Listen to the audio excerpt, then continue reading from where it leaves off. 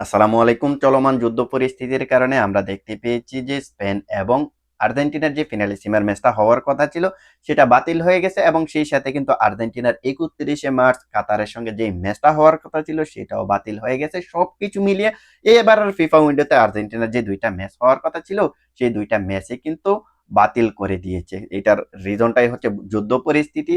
যদিও স্পেনের সঙ্গে যে ম্যাচটা সেটা কিন্তু হলেও হতে পারতো। দুই পক্ষের দুই বোর্ডের যে নেগোসিয়েশনটা দেখলাম সেই নেগোসিয়েশনে আর্জেন্টিনা স্পেনে গিয়ে খেলতে চায় না, আবার স্পেন আর্জেন্টিনা এসে খেলতে চায় না, যার কারণে ম্যাচটা পরবর্তীতে বাতিল করে দেওয়া হয়েছে। সো আমরা কিন্তু এখানে আরো একটা জিনিস জানতে পেরেছি যে আর্জেন্টিনা তারা অফার করেছিল স্পেনকে 31 তারিখে ম্যাচটা খেলার জন্য, বাট স্পেন কিন্তু না করে দিয়েছে। অনেকে আবার এটা নিয়ে কিন্তু বলা বলি করতেছে স্পেন 31 তারিখে আর্জেন্টিনার সঙ্গে খেলতে পারতেছে না, বাট মিশরের সঙ্গে তারা 31 তারিখ খেলতে পারবে, আর্জেন্টিনাকে কি তারা ভয় পাইতেছে, এমন ধরনের কথাবার্তা কিন্তু অনেকে বলতেছে। বাট এটার ব্যাপারে আমি যে জিনিসটা বলবো সেটা হচ্ছে ভাই, স্পেন মিশরের সঙ্গে খেলবে সেটা আজকের বিষয় না। স্পেন মিশরের সঙ্গে খেলবে এটা এখান থেকে আরো 1.5-2 মাস আগেই কিন্তু তারা সিলেক্ট করে ফেলেছে। গত ফিফা উইন্ডোতে যখন ইন্টারন্যাশনাল ব্রেকটা এসেছিল তখনই কিন্তু তারা মিশরের সঙ্গে খেলবে এমন ধরনের একটা গুঞ্জন কিন্তু আমরা শুনতে পেয়েছি।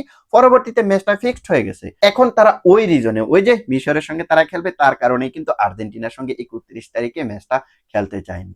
সো আশা করি বুঝতে পেরেছেন এইখানে কে কাকে ভয় পেলো, কে কাকে ভয় পেলো না, বিষয়টা কিন্তু এমন না। আবার এমনটাও কিন্তু আমরা দেখতে পেয়েছি আর্জেন্টিনা স্পেনে গিয়ে খেলতে চাইতেছে না, আর্জেন্টিনা ভয় পাইতেছে, এমন ধরনের কথাবার্তা অনেকেই কিন্তু বলেছে। বাট এটা নিয়ে আমি আমার সর্বশেষ আর্জেন্টিনা সম্পর্কে যখন কথা বলেছিলাম এটা নিয়ে কিন্তু এই বিষয়টা নিয়ে আমি কথা বলেছিলাম। বাট আজকের ভিডিওর মেইন টপিক এটা না।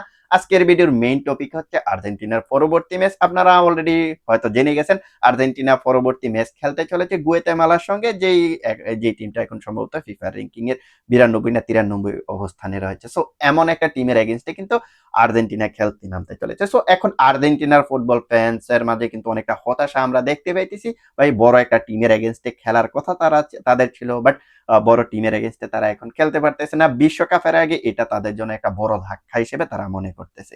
বাট আমি এখন আপনাদেরকে এই বিষয়ের ব্যাপারে যেই জিনিসটা আমি উল্লেখ করতে চাই সেটা হচ্ছে ভাই, নাই মামার থেকে কানা মামা অনেক ভালো। একটা কথা আছে না, যদি মামা না থাকে তার চাইতে কানা মামা অনেক ভালো। এটার বলার রিজনটা হচ্ছে এখন যেহেতু আর্জেন্টিনা কোনো দিকেই ম্যাচ অ্যারেঞ্জ করতে পারতেছে না, না স্পেনের সঙ্গে ম্যাচটা বাতিল হয়ে গেছে, সেই সাথে কাতারের সঙ্গে ম্যাচটা ছিল বাতিল হয়ে গেছে, এই দুইটা ম্যাচ যেহেতু হইতেছে না, এখন যেহেতু ইন্টারন্যাশনাল ব্রেক, সবগুলা টিম যেহেতু একে অপরের সঙ্গে ম্যাচ ফিক্সড করে ফেলেছে, এমন পরিস্থিতিতে এই যে গুয়েতেমালার সঙ্গে খেলা, তারা গুয়েতেমালার সঙ্গে ম্যাচ তারা অ্যারেঞ্জ করতে পেরেছে, এটাতে আমি বলবো যে আর্জেন্টিনার জন্য একটা সাকসেস। কারণ তাদের হাতে কোনো অপশনই ছিল না যে তারা ম্যাচ খেলতে পারবে। বাট এমন পরিস্থিতিতেও আর্জেন্টিনার যে ফুটবল ফেডারেশন রয়েছে এএফএ, তারা একটা ম্যাচ অ্যারেঞ্জ করতে পেরেছে বিশ্বকাপের আগে, তাদের প্রস্তুতিটার জন্য ভালো একটা ম্যাচ অ্যারেঞ্জ করতে পেরেছে। এটাতেই তো ভাই আহ, খুশি হওয়ার কথা আর্জেন্টিনার ফ্যান্সদের, অবশ্যই খুশি হওয়ার কথা। এখন আপনারা যারা হতাশ আছেন তাদের বলবো ভাই, আর্জেন্টিনা যে 2022 বিশ্বকাপটা জিতেছে, বিশ্বকাপের আগে কি তারা বড় বড় টিমের এগেনস্টে খেলে বিশ্বকাপটা জিতেছে? আপনি কি দেখাইতে পারবেন যে ইউরোপের বড় বড় টিমগুলোর এগেনস্টে তারা বিশ্বকাপ খেলে, বিশ্বকাপের আগে প্রস্তুতি ম্যাচ খেলেছে, তারপরে তারা বিশ্বকাপটা জিতেছে? আপনি দেখাইতে পারবেন না, দেখাইতে পারবেন না। 2018 থেকে 2022 বিশ্বকাপ পর্যন্ত আর্জেন্টিনা বড় টিমের এগেনস্টে ম্যাচ খেলেছে, ইউরোপিয়ান বড় টিমের এগেনস্টে ম্যাচ খেলেছে মাত্র দুইটা না তিনটা। যেখানে আপনি জাপানের সঙ্গে, যেখানে আপনি দেখতে পারবেন যে জার্মানির সঙ্গে একটা ম্যাচ ছিল, সেই সাথে সেই সাথে আরো কার সঙ্গে জানি একটা ম্যাচ ছিল, মানে বড় টিমের এগেনস্টে হাতে গোনা 2 থেকে 3টা ম্যাচ ছিল। বাট এটা বিশ্বকাপের পরপরই এটা যে বিশ্বকাপের আগ মুহূর্তে বিষয়টা কিন্তু এমন ছিল না। সো বিশ্বকাপের আগে আর্জেন্টিনা যে ম্যাচগুলো খেলেছে ছোট ছোট প্রতিপক্ষের এগেনস্টে কিন্তু তারা খেলেছে, দেন পরবর্তীতে তারা কিন্তু বিশ্বকাপ জিতেছে। সো ওই হিসাব করলে আর্জেন্টিনা কিন্তু এখন আগে শেপে আছে। হ্যাঁ, এখন তাদের যে পারফরমেন্সটা সেটা কিছুটা আপস এন্ড ডাউনস এর মধ্য দিয়ে আছে, কোনো ম্যাচে তারা জিততেছে, কোনো ম্যাচে তারা ড্র করতেছে কিংবা হারতেছে, আপস এন্ড ডাউনস এর মধ্য দিয়ে যাইতেছে। বাট এখনো পর্যন্ত আমার কাছে যে জিনিসটা মনে হয়, যেহেতু লিওনেল মেসি এই টিমটাতে আছে, জুলিয়ান আলভারেস যেহেতু ফর্মে ফিরেছে, তাদের হাতে যেহেতু ভালো মানের মিডফিল্ডার রয়েছে, ভালো মানের সেন্টার ব্যাক রয়েছে, যদিও তাদের লেফট ব্যাক এবং রাইট ব্যাকরা কিছুটা এখন উইক আছে, বাট সবকিছু মিলিয়ে আমার কাছে মনে হয় যে এখনো পর্যন্ত আর্জেন্টিনা বিশ্বকাপ জয়ের জন্য যে প্যাকেজ তাদের হওয়ার দরকার, সেই কমপ্লিট প্যাকেজ আপাতত দৃষ্টিতে এখনো পর্যন্ত আমার কাছে মনে হয়েছে। সো আর্জেন্টিনা বড় টিমের এগেনস্টে খেললো কি খেললো না, ইটস ডাজন্ট ম্যাটার, অন্তত পক্ষে আমি বিলিভ করি।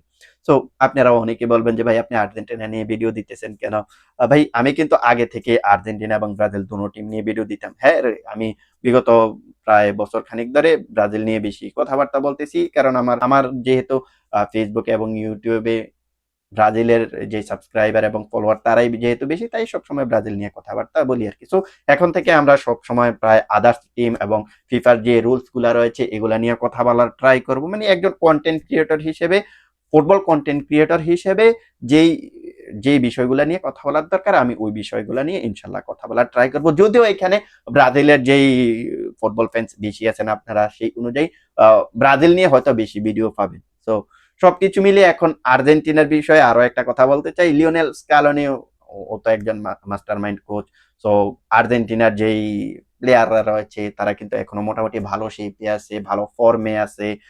যদিও তাদের কিছু ইনজুরি কনসাল্ট আছে। সো সবকিছু মিলিয়ে এখন যেহেতু বিশ্বকাপের আগে লিওনেল মেসি এই টিমটাতে অ্যাড হইতেছে, ইভেন লিওনেল মেসি যেহেতু এখনো পর্যন্ত এই টিমটার লিডার, সেই অনুযায়ী আর্জেন্টিনা যে বিশ্বকাপে ভালো করবে তাতে কোনো সন্দেহ নেই ভাই, তাতে কোনো সন্দেহ নেই। হ্যাঁ, আমরা হয়তো বা একটা দুইটা ম্যাচে প্রথমত হয়তো গ্রুপ স্টেজে হয়তো কিছুটা স্ট্রাগল করতে হয়তো বা দেখতে পারবো, যেমনটা স্ট্রাগল তারা গত বিশ্বকাপে করেছে। বাট এন্ড অফ দ্য ডেতে সবকিছু মিলিয়ে আর্জেন্টিনা ওই 2022 বিশ্বকাপের মতো ভালো পারফরমেন্স সবকিছু মিলিয়ে আমার কাছে করবে বলে যে অন্তত পক্ষে আমি বিলিভ করি। আবার আর্জেন্টিনার কোচ লিওনেল স্কালোনি তো বলেছে তারা বিশ্বকাপ জিততে না, বিশ্বকাপ পুনরুদ্ধার করতে যাইতেছে। আবার লিওনেল মেসিও দেখলাম যে পজিটিভ কথাবার্তা বলতেছে। আর্জেন্টিনার প্লেয়ারদের মাঝেও কিন্তু এখনো ওই জোশটা আছে যে তারা বিশ্বকাপে ভালো করতে পারবে।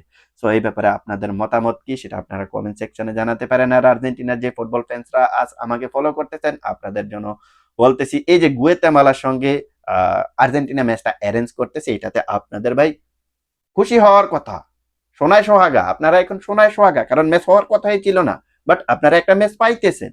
তো সবকিছু মিলিয়ে এটাই হচ্ছে সর্বশেষ আপডেট। তো সবাই ভালো থাকবেন, দেখা হবে পরবর্তী অন্য কোনো ভিডিওতে। সে পর্যন্ত ভালো থাকবেন, আল্লাহ হাফেজ।